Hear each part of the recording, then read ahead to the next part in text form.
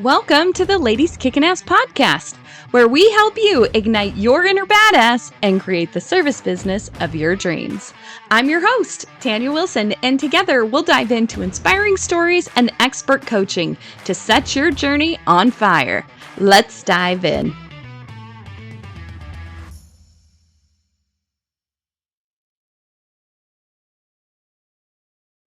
Welcome back to another amazing episode. This one's going to be full of energy. I already know, because if you know Dr. Megan Daley, she is full of energy, and that is something that attracts me to her so much. I love your content online. I love the things that you talk about.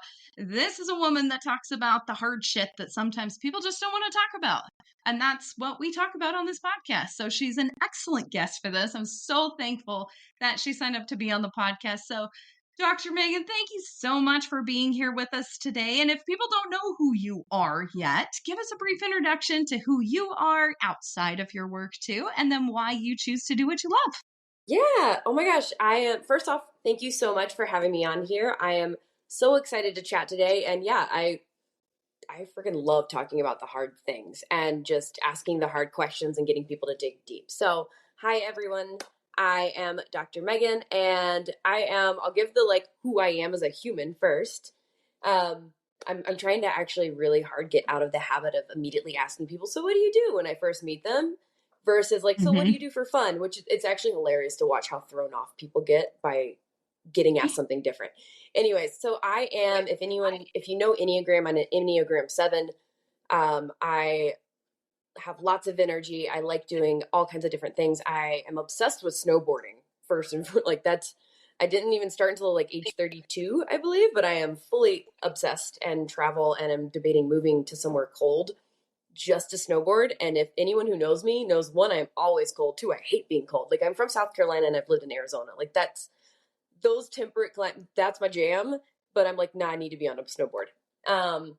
I love hiking, backpacking. I'm super outdoorsy, and I am really big into personal development and growth. And really, my big why, which I'm sure we'll dive into at some point, my big why is really living life for you. And I found, not only for myself, but so many women in particular, around the age of 30 seems to be when you start looking in the mirror and you're like, wait, I don't fully recognize the person looking back at me. How did I get here? I checked all the boxes, or I'm working on checking all the boxes. Where's my good reward? Where's my happiness? Where's my fulfillment? And so that happened to me kind of at the same time as my dad became terminally ill.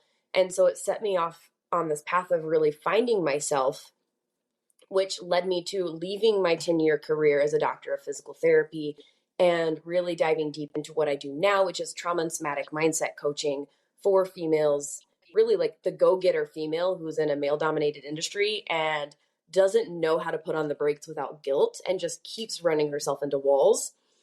And oftentimes that goes hand in hand with not only repeated burnout, but being unaligned, because you built your life based on the expectations of others and shoulds, and it's not 100% you and the life you were meant to have. So what I do now is really help people find what that is, what that's something more that you're meant for, that gut feeling, really what is it?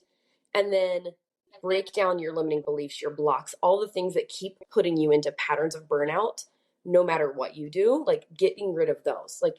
So that's what I do in a nutshell, in addition to just being me and being the high energy, let me do all the hobbies, multi-passionate person. I will say, one of the things that I work with clients on, and myself, it was the hardest thing, was learning how to rest and recharge. And I'm glad to say, in the last year, I can chill on the couch watching Netflix, or cuddling my corgi or reading a book without any guilt. Everyone leave me alone. I'm going to do my thing. I'll get back to you later. So yeah, that was a very hard skill for me to learn, but it's so worth it. Well, I need to learn from you, because that is the hardest thing in the world Yep. for me to do. And I want to touch on something that you just mentioned there too, is working with females that are in male dominated industries. Mm-hmm. And you have that it's like an insatiable need to hustle. Yeah. I feel like. I definitely work in that. I own a septic company, which is highly male Yep. dominated. I worked with a bunch of guys. I know that when you did your sign up stuff for the podcast too, you were talking about how you always kind of thought yourself as like a guy's gal, you know, and you had a bunch of Mm-hmm. guy friends and it was the thing. So much me, it's not even funny. Like I grew up with all these guys. I've always worked in male industries. I worked in the beer industry and now I'm in construction. So it's like Mm-hmm. just a bunch of dudes everywhere. How do you work with females that are in that arena to be able to? I think one of the hardest things, maybe I should preface it with this, is that when you're working in those industries, a lot of times you're very masculine in your energy, a lot of Mm-hmm. times. And for me, I think a lot of the burnout that I face with things is that I live in that so much. Like, I don't know how to take that shit off when I go home. And so, Yeah. like, the ability to rest and relax and to do all of these things, I'm like, but I need to be doing this and I need to be doing this. And I can't ever come back to that soft feminine spot of things. So how do you, like, what's your advice? How do you work through things for women that find themselves in this? Because a lot of women that listen to this podcast are in the home service industry and they're dealing with the same stuff. Yeah. So I love this question. And like most things, there's multiple layers to it, but I'm going to try to like simplify it as much as I possibly can. And it really comes down to when I work with a woman who is like, this is a very common theme, right? Like you hit it right on the head of like just staying in your masculine and not having an off switch. And a lot of that comes from societal conditioning, but there also could be other layers of family conditioning or beliefs or whatever that has led you to tie that masculine dominant energy into worth and Oh, like yeah. tying productivity into worth, tying accolades into worth and lovability. And so it really requires us to get down to the root of where is this story coming from for you? Because there are, like, I can make some generalizations. There are definitely some societal conditioning. And then when you get in male dominated industries, the career culture around that industry amplifies that tenfold. And anyone who's listening who has tried to even like integrate and bring in feminine energy, like it's almost like this jarring mirror to the guys that you work with, and they don't know how to handle it or what to do with it. They push back Hmm. hard, when in fact, if you can really like get to the root of where that block is, where that belief is that allows you to feel comfortable and lean into that femininity, if you can bring in that feminine energy and integrate it even into the workplace, I promise you, I've seen this time and time again, that is actually your superpower in those industries and in your field. And it just takes you standing strong enough in your power to kind of override any pushback that you're going to get. They'll see it eventually because they can't deny the results that you'll get and the massive positive transformations you'll make. But you do kind of need that like starting point of like blowing past whatever pushback you're going to get, and that does require getting deep, and it often comes from childhood is and Yeah. as far as like where those blinders started getting put on or where it got so tied up into your identity that you don't know how to rest. The whole idea of like feeling so guilty and feeling like you can't take downtime and there's so many things on your to-do list, that is conditioning. That's not you, and we just have to Hmm. figure out where it came from and how to undo it. The other Yes. part, and let me know if this resonates with you, because this was very much me. And I put it in that intake form of I was the guy's guy. I legitimately didn't feel like other females understood me. I didn't feel like I Hmm. could connect with other females. I didn't feel like I was worthy of deep, like feminine friendship. And all of that was absolute bullshit. I had to get out of my way and I had to undo my belief that that was true in order to connect with women. I now, like most of my friends are females, and a lot of them do come from like the same kind of background. Like they have that ability to jump into the masculine, but then they also like there's an ebb and a flow to it that a lot of them have found. So like if this resonates with you, like your people are out there, your tribe, your female tribe even is out there. You just have to get out of your own way because our beliefs and our expectations drive our outcomes. So if you believe that you can't have female friends, yeah, you're not going to have female friends. Like, sorry, I don't know what to tell you. Yes. So so much. I resonate with that. Huge. One of the biggest things for me this past year is I went to one of Lindsay Schwartz's masterminds when she did her community builder stuff. Oh yeah. And I walked into that room very much like, oh my God, I'm going to be sitting for 3.5 days in a room full of women that I don't know. Mm-hmm. And walking into that room was very intimidating to me. I can walk into a group of men and feel like, I got this. I was scared shitless to go into that Yep. room. And I was like, I don't know what I'm contributing here. Like, no one's going to understand what I do for a living. Like, these women are coaches and they're like speakers and they're in all of these different, industries from what I had. And really, when you sit down and you get to know people, and at this point, I'm in the room. So, like, fuck it, I'm Mm-hmm. just going to like open myself up and we'll see what happens. But you're sitting in that room and you're like, oh my gosh, like I can relate with her even on like Jess Bergio. Like I Mm-hmm. met her Oh, I love her. in that room. Oh yeah. And I was like, oh my gosh, like I can relate with her, Like there were so many things that even if you have kind of that masculine energy and you walk into things, like in my head, like the women's groups were just all the catty, gossipy things that I despise about like the Mm-hmm. Real Housewives of whatever. And then like I go sit in this room and I'm like, I meet like Jess and I was like, oh my gosh, or I meet Joanne and I'm like, oh my gosh, these ladies are just like I am. So there are those women out there that you can definitely be open to having incredible friendships with. They're not all what we paint pictures in our head. And I think a lot Mm-hmm. of that is formed by the women that were in our lives or earlier friendships that we had that maybe went bad. But I have gotten so much support out of these women from just being in that room for 3 days than I've gotten out of friendships I've had for 25 years. And I haven't even Oh known yeah. these women a year yet. So, really, when you get in a room with women, and I know we hear that and we say it so much on this podcast, or if you're into development, personal development stuff, you hear all the time, get in the room. But you can get your ass in that room, but you've got to be open to being your authentic self, or you're Yes. still not going to That's the connect with key. these women. I was gonna say, like, major props for you walking in and saying, like, well, fuck it, I'm here. Like, I might as well be open and just see what happens. Like, that is such a big, courageous step for a lot Yeah. of people. Like, that's a huge step right there. And it is imperative for you to really, really draw in and be able to connect with the right people. Like, there is something to be Yeah. said. It's kind of why I framed it of like, get out of my own way. Because all of us, our conditioning, like we put up these walls and these masks. And so when people can't really see the real us, then yeah, no wonder that they don't connect. Yep. Like the right people aren't connecting with us. And we're not being able to Yeah. really get past surface level stuff. And it truly is. Like, I'm not saying that the real housewives, like those women aren't out there. They are, but they're not your Sure. people. And that's okay. Yeah. And it comes from the societal conditioning of like, oh, everyone has to like you and you have to be nice, and like this people pleasing tendency that we all tend to grow up with. Like, it doesn't serve us.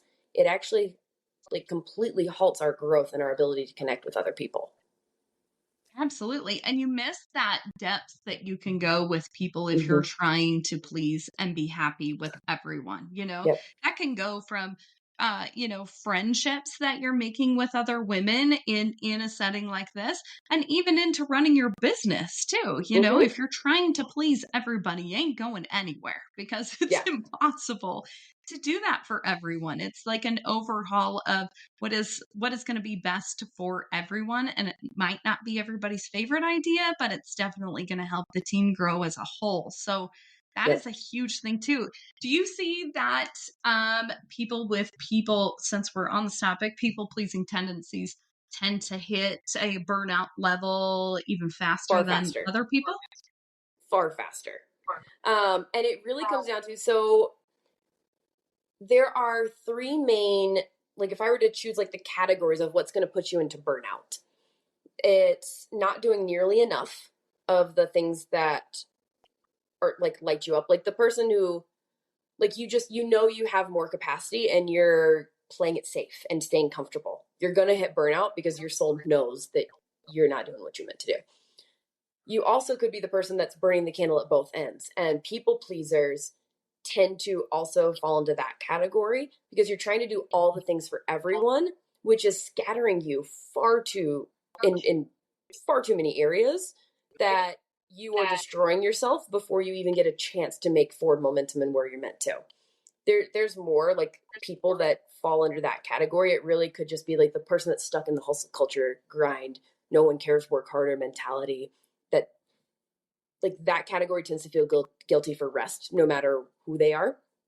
People pleasers do also fit in that one. And then the third category is going to be you're not working too hard.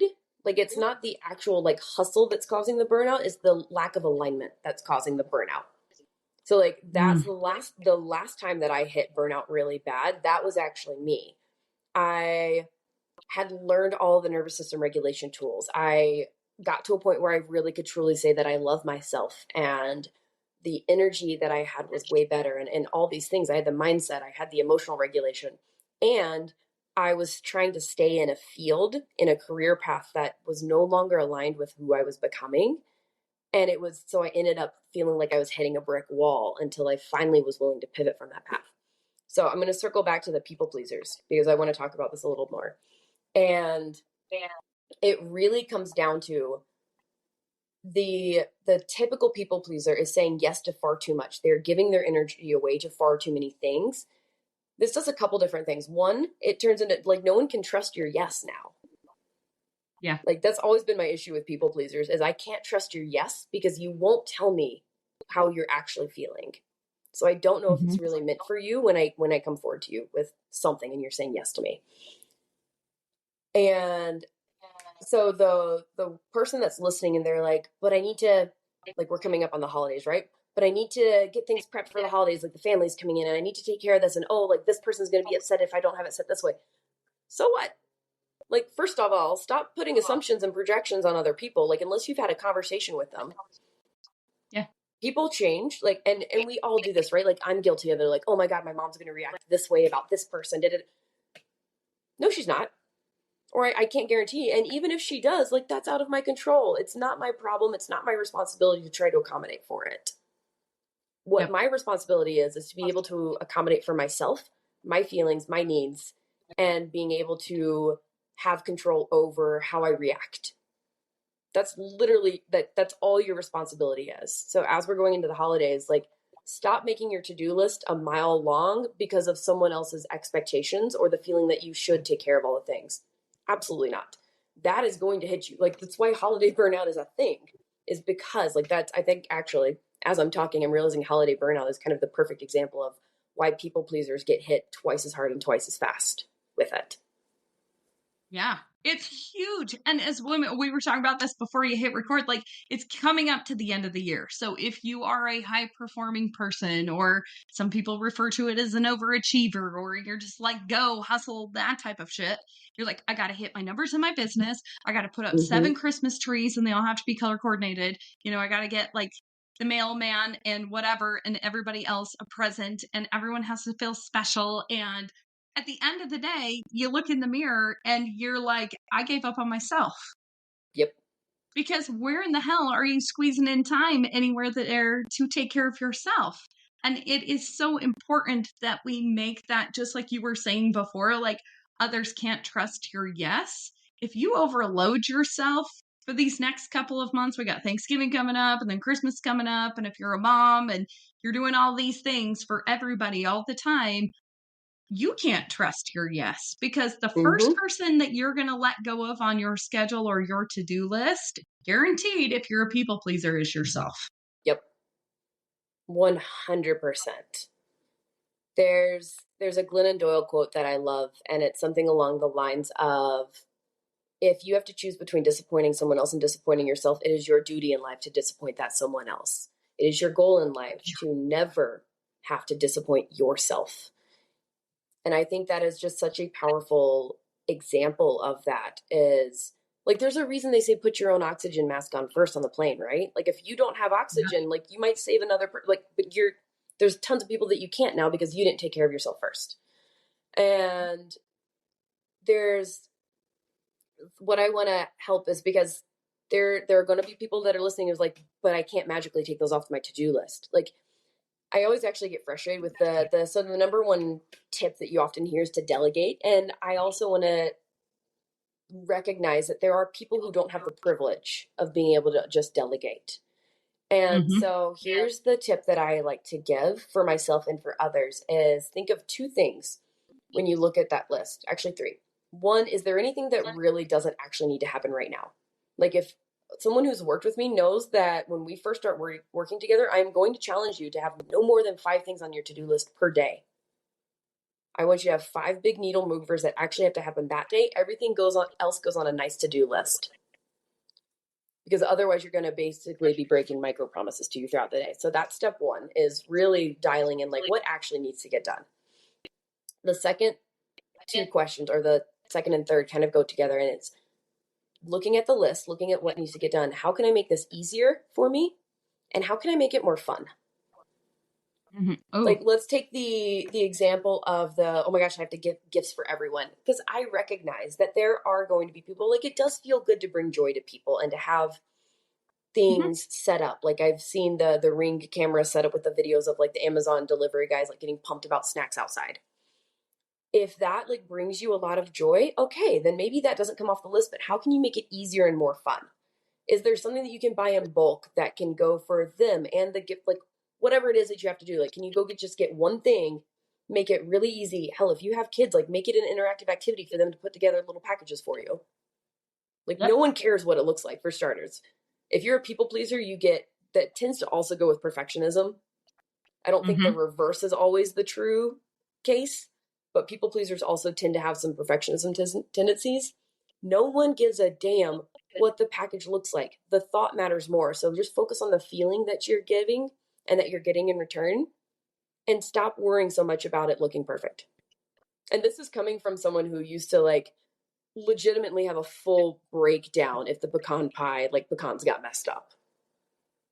Like, that is, it is not healthy. And can you imagine what kind of energy I was giving out to the rest of my family and how much they were walking on eggshells if that was the reaction that they didn't, like, they had no idea if that was going to happen.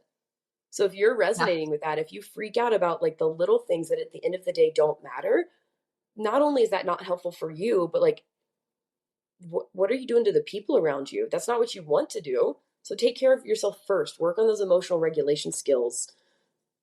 And I promise you, everything will feel not only 10 times better, but 10 times easier. Yes. And even if you're not saying it, people can feel that shit coming off of you 100%. so much. I remember it was like 2 Christmases ago, but like my mother-in-law was like, "Well, I don't like to ask Tanya how to do stuff because I know how busy she is all the time." And I was like, "How dare you? Like, I can do stuff, you know?" Like, it was almost like one of those things where you're like, "I know how to cook too," you know? Yeah. But it was like, that's the vibe I was putting off to her. Not that I was necessarily saying this all the time, but I'm always like, "Hey, can you pick up my kids? Can I do this?" I'm talking about work all the time. Of course, she doesn't want to add to my plate, even though I'm not Mm-hmm. directly saying something to her. So people listen to what you're saying. They watch you. They can feel you. If you're tense, if you're freaking out, like, you don't want the turkey to get messed up because it's so pretty and it's, this Yep. Pinterest shit that you found. Like, no one cares. Is it good? Great. Yep. Like the sloppiest turkey, as long as it tastes good, no one gives a shit. So it's Yep. like those littlest things of like, I remember I used to wrap packages and you'd spend so much time like wrapping them Mm-hmm. perfectly. And then nobody even looks at it anyway. So you No, just it rip just it gets all off, ripped open. you know? Like, Yeah. it's those little tiny things that we do as women that we're like, oh, this is how I'm showing or demonstrating my value here. That is Yep. completely not what anybody needs to have from you. You want to give them value, give them your presence and your time. Yep. And I think what you just said is so powerful too. We tie it to our value. So you're making it mean something about your worth. So then when it doesn't go well, so like if anyone's listening and you're resonating with this, like sit on that. Go journal on it. Like, how am I making these things mean something about me personally and my worth? And where does that Mhm. story come from? I Because on the flip side too, like if you're listening to this and like you're saying, well, this isn't me, but I definitely have a family member that I walk on eggshells around because of this, hold boundaries with them. Like, don't let that shit mess with you. Hold boundaries. Yeah. I'll use the example. I did an entire podcast episode on my podcast on this. It was a couple Christmases ago, and I happened to be home, and My mom is very particular about her tree. It's a fake one, partially because she's allergic to real ones, and partially because she likes 5,000 bajillion lights on the darn thing. And so a fake one with like pre-strung lights that she can add to just makes it easier. And so she will always delegate someone else doing the tree, but she wants it done a very specific way. So I'm home, so I get delegated to do it. And as soon as I have like 3 ornaments on this sucker, and she comes up and she's like, so you're doing it wrong. The ornaments need to put in this way and in this order, and starts going off. And I just looked at her and I was like, Mom, I love you. I've known you for 30 plus years now. I know exactly how you want your tree to be done. And so I'm going to give you an option. You can stay and be around, but you're not allowed to say anything. Or you can leave. You're not allowed in this room until I am done. And then if you do not like the final product, I will personally undo it and redo the whole thing. Now, this isn't like the perfect example of a boundary, but this was me using my voice and holding a boundary with like, hey, you're not going to micromanage me right now. Mm-hmm. And she came back in when I was done and she was like, okay, fine, it looks good. And like walked off in kind of this like she didn't want to admit she was right. Again, if anyone knows Enneagram, my mom is an Enneagram 1, which if you do know Enneagram, that explains a lot. Having a 1 parent and a 7 kid.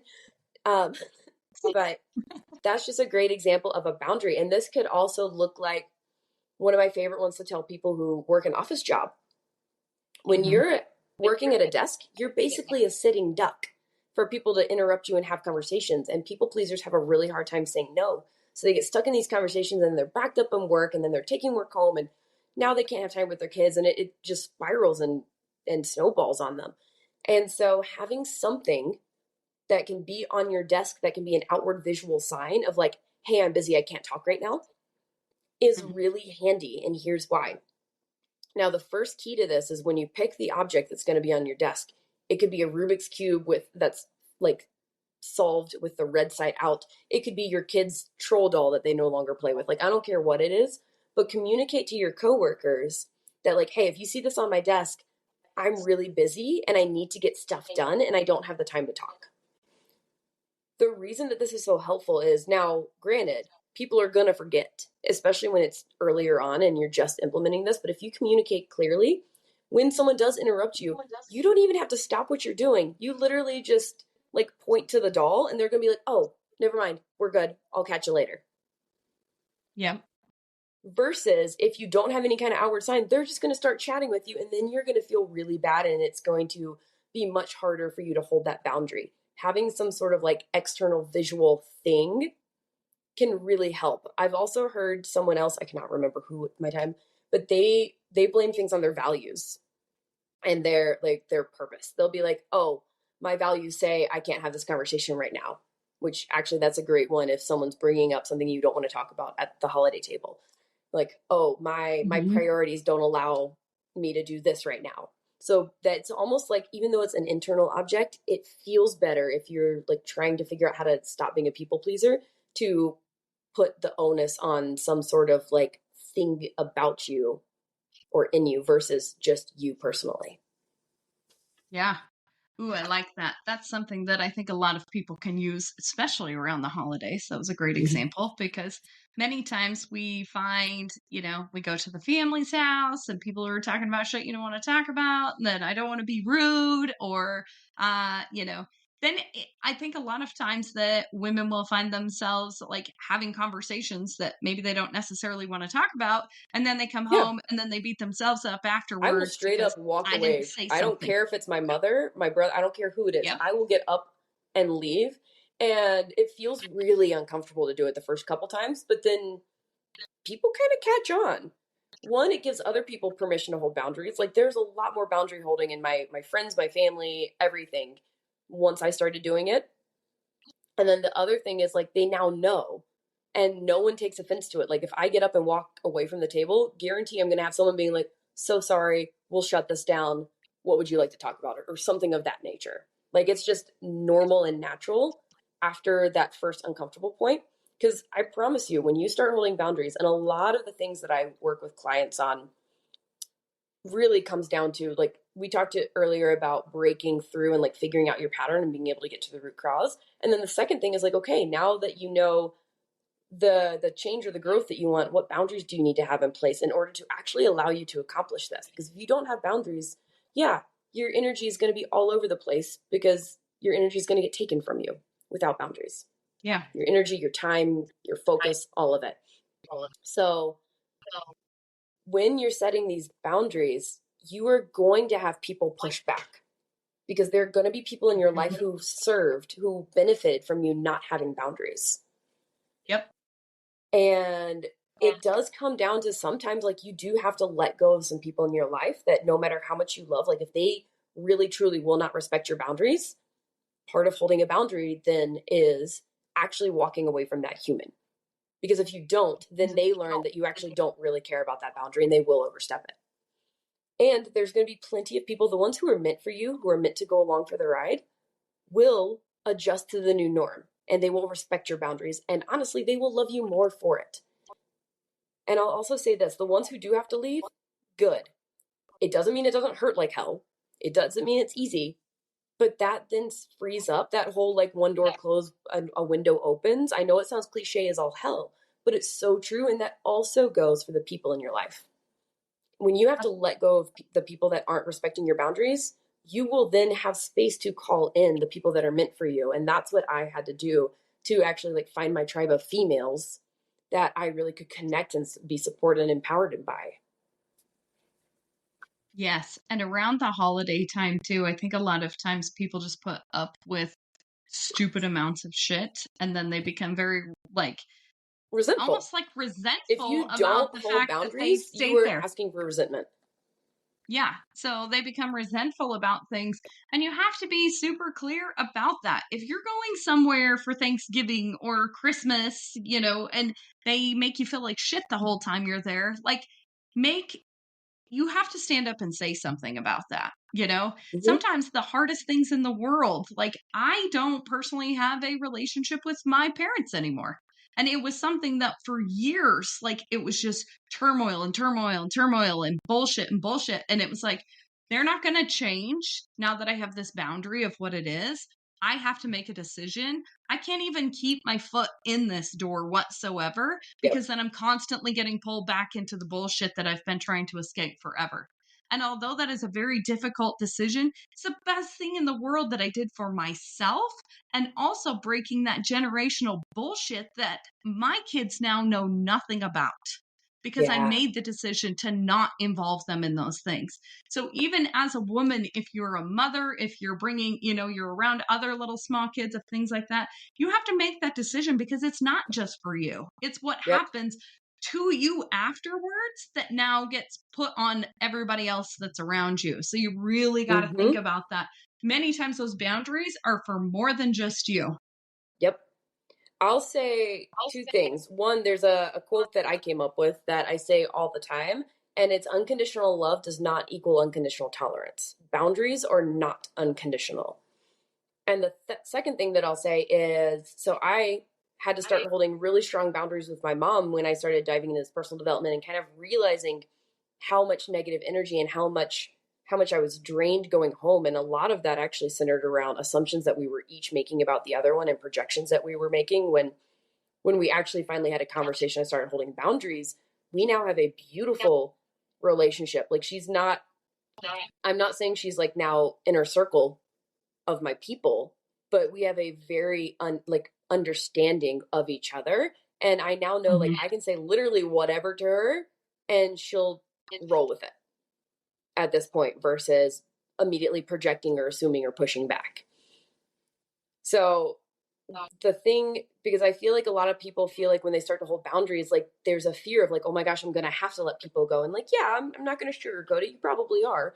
But the ones who are meant for you are going, like, those bonds are going to blossom and grow even stronger. And you might be surprised and very grateful for both of those who you have to let go and who you actually get closer to. But yeah, it's scary to have to let those people go. You're also not going to get the opportunity to grow closer with the people who are meant for you and call in the people who are meant for you without holding the boundaries and holding your ground and putting yourself first. Like that just those go hand in hand. You have to do it. Absolutely. And remembering, like, there's so many people that will come into your life, like, that are going to love you that you don't even know yet. Yep. And I'll and circle being back able to allow to, them. yeah, if you, the other thing that I have noticed is if you are not willing and able to hold the boundaries and let the people go that need to go, you're also setting yourself up for burnout because you're going to fall back into patterns and you're going to get pulled back into various things that suck your energy and your focus and your time. And so you're going to end up back in a pattern of burnout if you don't take care of that. Yes. Oh, this is such a good conversation, especially during holidays time when I know as a woman that has definitely, and especially as a business owner too, Mm-hmm. there's a lot of people that are want to take time off, and there's a lot of, you're trying to hit your goals and you're trying to do all this stuff. Like, you got to be very open with what your expectations are with people. And you, Mm-hmm. again, if you've got that people pleasing tendency, I have been in the situation myself this week. Like, everybody wants to take the same amount of time off, and I'm like, so I could just step in and then I can help and then everybody can do this. And I'm like, no, bullshit. That's the week I was going to take off too. And so Mm-hmm. now I need to make this work around not just pleasing everybody here, because I had already made that plan myself and communicated that. So don't change that for something else. So really being Exactly. able to set those boundaries in your business too, if you are a Mm-hmm. business owner, in understanding, like, and be clear with your communication like that with people. I think that's one of the biggest things with the boundaries is we seem to set boundaries in our heads, whether that's at work or in our personal life, but we don't communicate them. Yeah, if And they're not then we get communicated, I honestly, all that does is doubles down on the resentment that you're and frustration that you are going to feel internally. yes. Yes.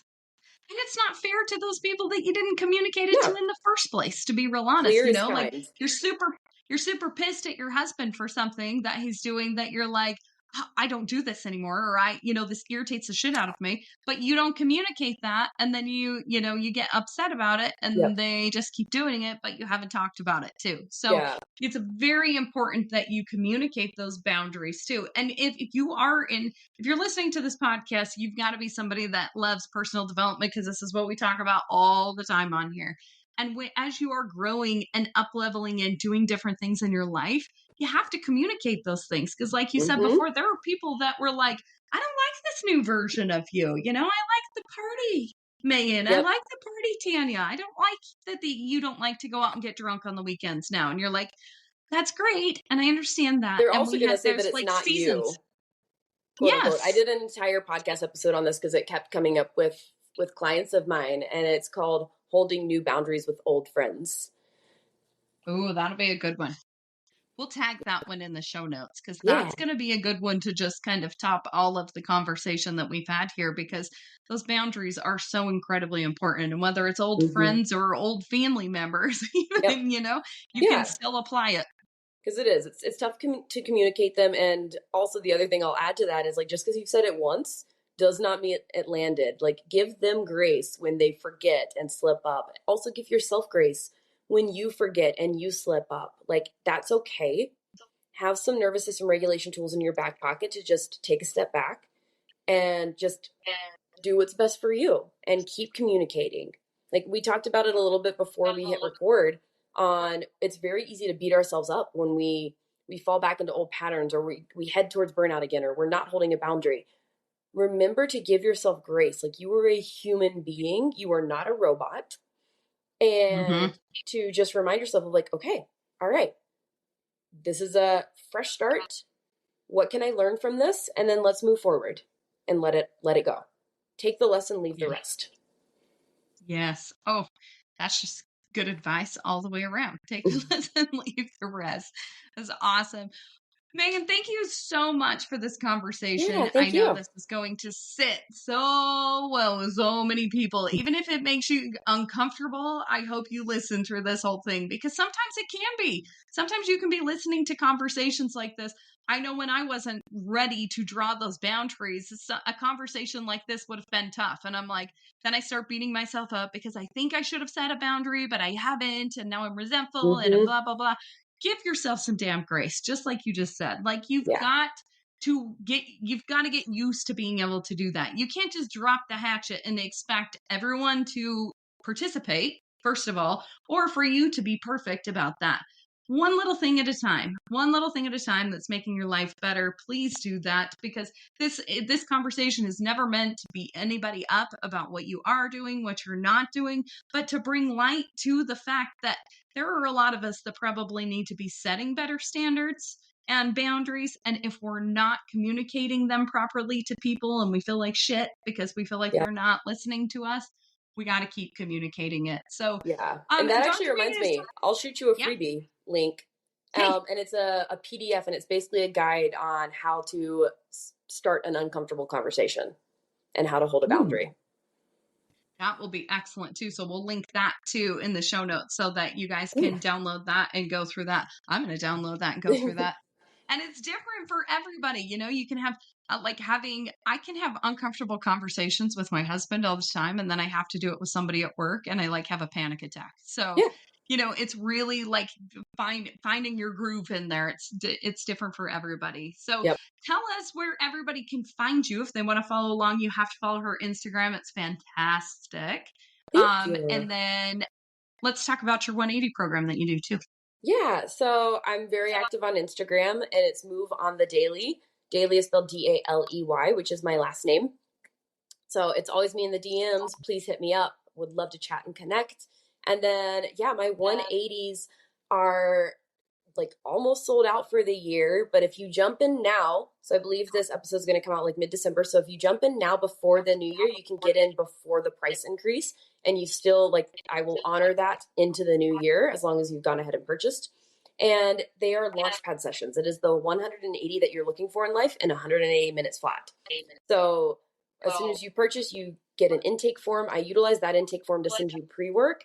And that really is like, that is me diving into all those things that we talked about earlier, like those blocks where you're kind of getting into your own way, your blind spots. I send you pre-work that'll like exposes that and is able to get you to start really working through it. A lot of people have had giant aha moments even in that. And then we have a deep dive call.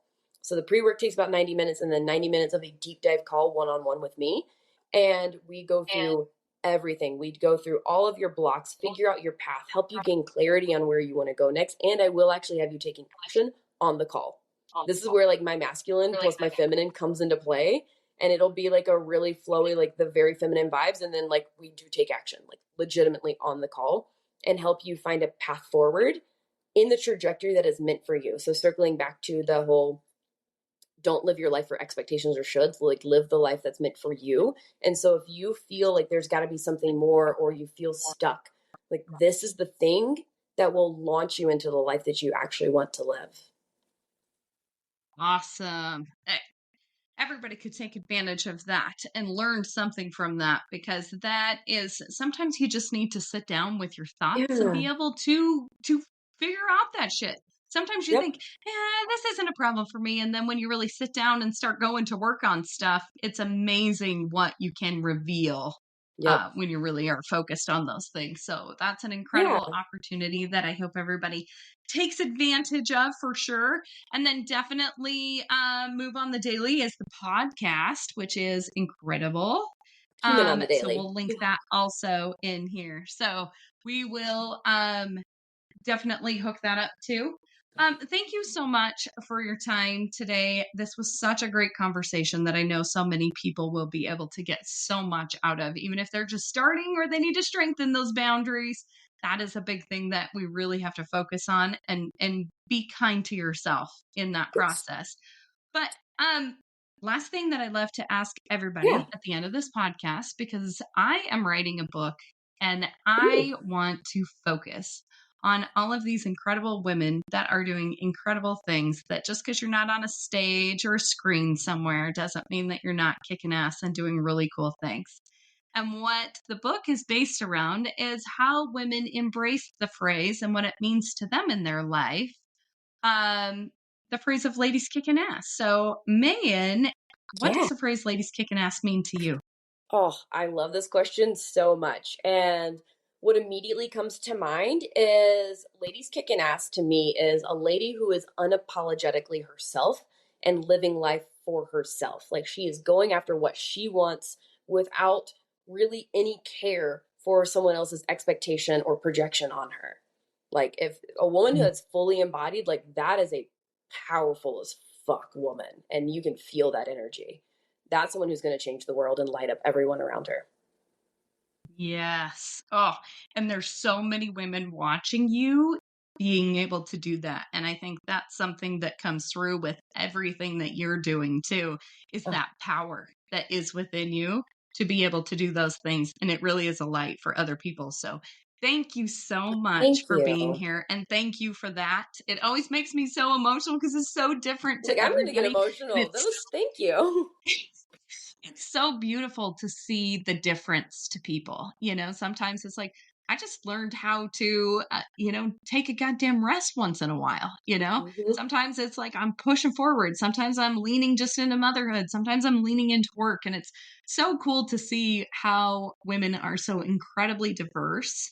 And yet we are so connected at so many different Yes. levels. So thank you so much for sharing that with us. And again, everybody be sure to follow Dr. Megan on Instagram.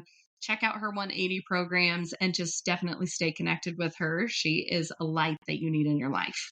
Oh, thank you so much, Tanya. That was beautiful. Thank you. Thanks for being part of the Ladies Kickin' Ass community. Cheers to all you badass women out there. Keep rocking your power, igniting your fire, and making waves in the service industry. If you loved today's episode, please do me a quick favor. Take a screenshot, post it, and tag us at Ladies Kickin' Ass. Be sure to include the link to your favorite episode. Your support in spreading the word means the world to us as we aim to empower even more women. Hit that subscribe button to stay tuned for more kick-ass episodes. And don't forget, a 5-star review is the ultimate high five. Connect with us on social media. All the links are in the show notes. Thank you for being part of our tribe. Now go kick some serious ass, lady.